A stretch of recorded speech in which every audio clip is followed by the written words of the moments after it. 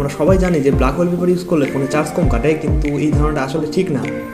মূলত ফোনের ডিসপ্লে দুই ধরনের হয়ে থাকে, একটা হচ্ছে আইপিএস ডিসপ্লে আর একটা হচ্ছে অ্যামোলেড ডিসপ্লে। অ্যামোলেড ডিসপ্লেতে ব্ল্যাক ওয়ালপেপার ইউজ করলে ফোনের চার্জ কম কাটে, অ্যান্ড আইপিএস ডিসপ্লেতে আপনি যে কোনো ওয়ালপেপার ইউজ করেন না কেন তাতে চার্জ কম কাটবেন না, সেমই কাটবে। আজকের ভিডিওতে মূলত কী জন্য অ্যামোলেড ডিসপ্লেতে চার্জ কম কাটে সেই বিষয়ে কথা বলার চেষ্টা করব এবং এই পুরো ব্যাখ্যা সহ বোঝানোর চেষ্টা করবো আপনাদের।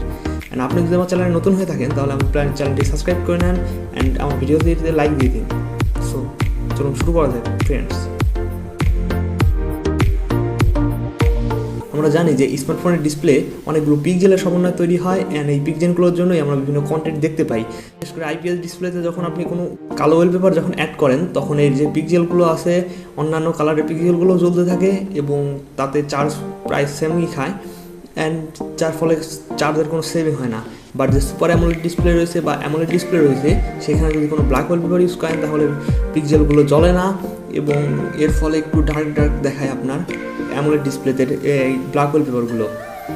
এই জন্য আর কি চার্জ কম কাটে এবং এই পিক্সেলগুলোর জন্যই আসলে চার্জ কম খায় অ্যামোলেড ডিসপ্লে। একটা জিনিস সবচেয়ে ভালো যেটা হচ্ছে ব্ল্যাক ওয়ালপেপার ইউজ করলে যে কোনো ডিসপ্লে হোক ফোনের আসলে ফোন থেকে যে লাইটটা আমাদের চোখে পড়ে সেটা একটু অনেক কম পড়ে ব্ল্যাক ওয়ালপেপারের ক্ষেত্রে, অন্যান্য ওয়ালপেপার হলে একটু বেশি পড়ে, অ্যান্ড জাস্ট এতটুকুই।